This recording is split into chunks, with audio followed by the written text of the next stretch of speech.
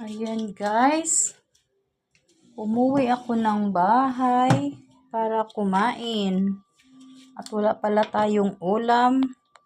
Dahil yung ulam kong binili, nandoon na iwan sa tindahan. Bili nga tayo ng ulam guys para kumain. Kaso naman pala naiwan. Kaya ayan, babalikan ko ngayon. Punta na naman ako ng tindahan. Bumili nga ako doon sa yung luto na ulam para umuwi ako at kakain. Yun pala, naiwan ko naman doon sa tindahan, kaya guys, balikan ko ngayon. Ayan guys, babalikan ko na lang muna yung ulam ko.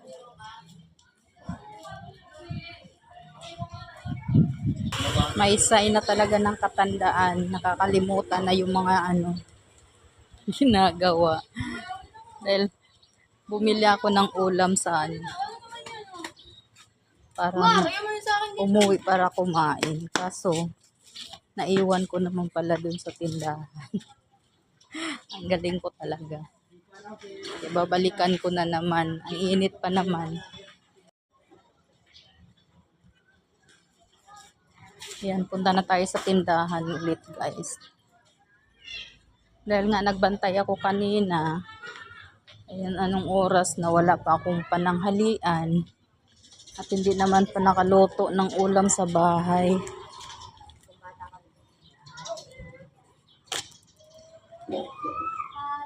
Kaya bumili na lang ako sa karinderya. Pero naiwan ko naman yung ulam. Malapit na tayo sa pwesto. Lakad lang tayo. Walking distance lang naman yung aming tindahan sa pwesto.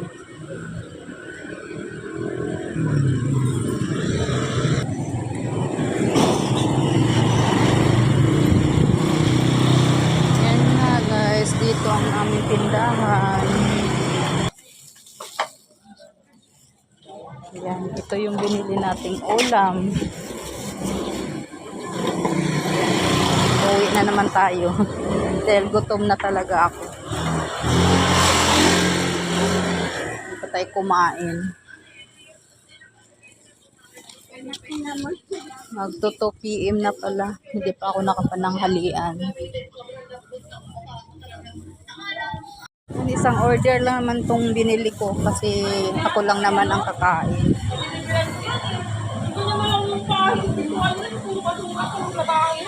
Ayan, ang init na.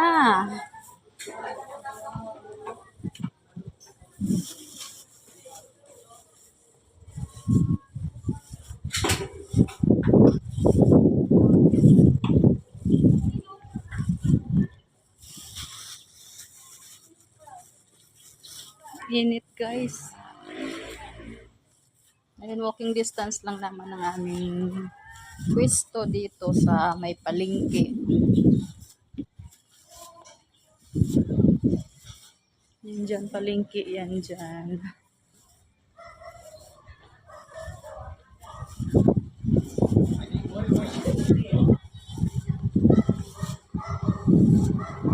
So, yung binili nating ulam guys.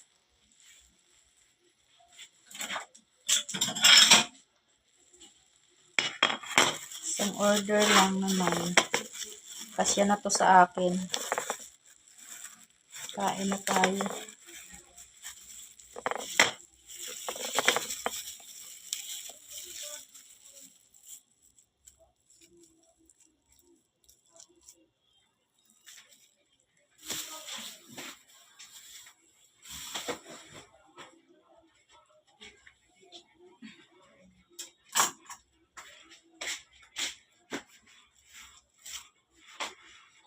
Kakain na muna tayo guys.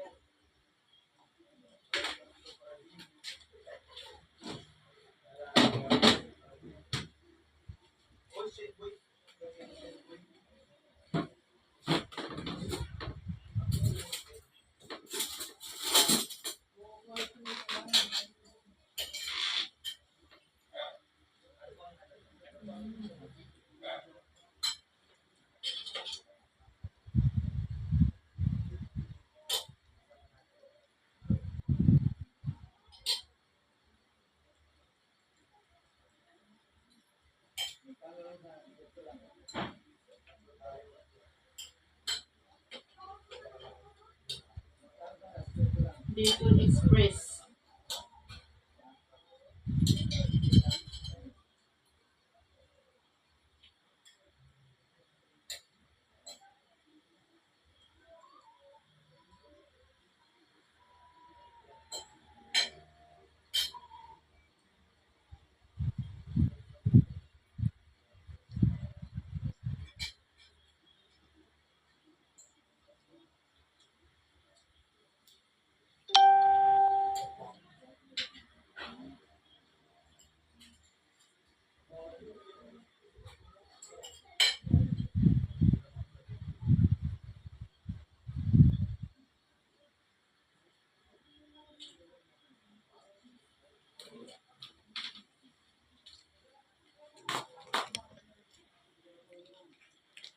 Nire-ready pa nila din ako na kasi aalis kami ng anak ko ngayon.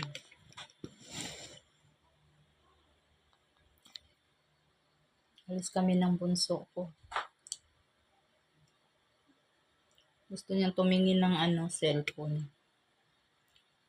Dahil yun na lang din ang regalo namin dahil sa graduation niya. Dahil may naman siya, may honor.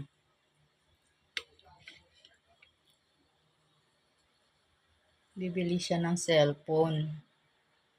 Sana all.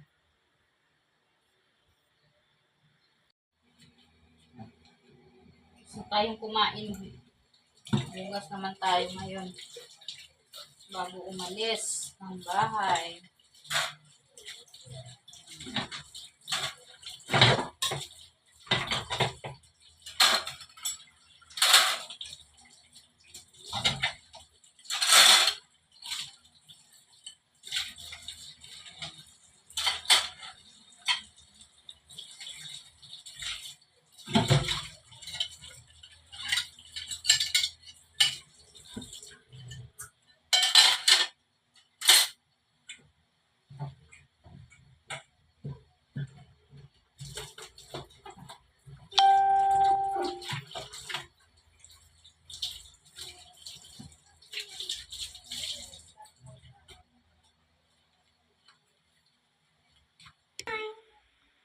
Ayan o, yan ang aking pamangkin ng bubukas ng ref.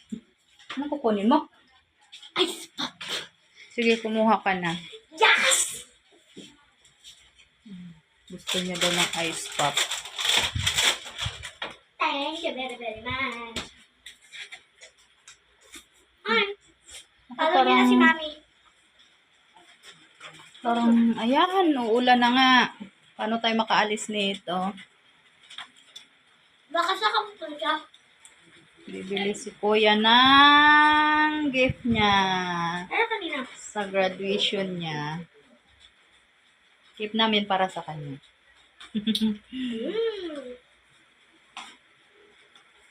Ano yan? Ay, sira. Ang tagal pa na Pasko ah! Shhh! Jingle bell, jingle bell, jingle all. Sana naman pag nangangaroling, malakas na. Bakit bakit ka na dito, Nay? Sino ba yan? Pangit-pangit naman eh. Ay, hindi ko din lang yan. Gusto mo lang ang pera, no? Sus! Ito nga, oh, may picture nga kayo ng binyag niya. Okay to, 1,000. Pwede na kayo umalis. Kahit pala pangit siya, mabait naman pala siya, Nay. Wait lang, Mari, di pa tayo tapos. Di ba kinakadin dito pangalawa kong anak? Meron pa? Hello po, Nina. Okay to, 1,000. Ito lang ako. Hindi natin kapitbahay, anak. Namatay dahil sa soft drinks. Huwag kang iinom yan. Sige po, Nay. Magtutubig na lang ako. Anak!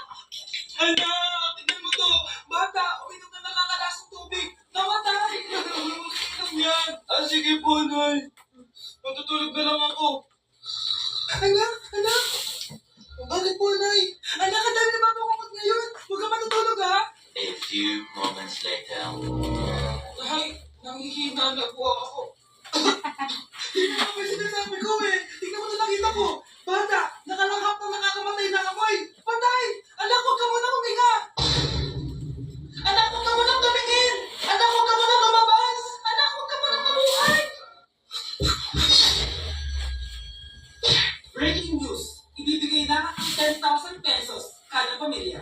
Mga anak, maghahati-hatihan natin to. O ikaw, dahil panganay ka, ito sa'yo.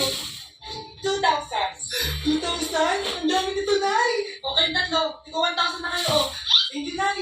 1,000 lang? So sa kanya, 2,000? Ang dami na naman, Nay. Oh, thank you, Nay. Pero syempre sa kanya yung 5,000. A few moments later. Ang dami ko ng pera. Ano kaya bibilin ko? Ingat sa lalaki.